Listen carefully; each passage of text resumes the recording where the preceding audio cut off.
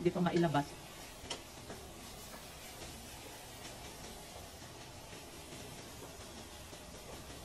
Kawawa naman itong aking talong. Papayat na siya kasi hindi pa mailabas. Sobrang lamig pa sa labas. Ayan, malalaki na yung aking patatas. Ayan, kailangan na talaga niya ilabas. Hindi ko pa siya mailabas dahil malamig pa talaga sa labas. Kaya ayan, nandito lang siya sa kwarto ko.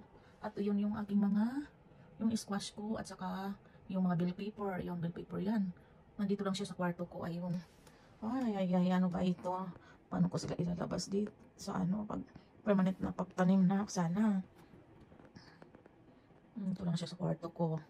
Ayan, katabi siya dyan ng mga aking mga electronics, mga gamit ko dyan sa aking pag-vlog. Sa aking table. Ayan. Ayan. Tapos nandito sa baba yung aking mga tanim. Ayun. Ito yung sibuyas ko. At ito snake plant. Kaya hindi ko to hinihiwalay dito sa aking kwarto yung aking snake plant kasi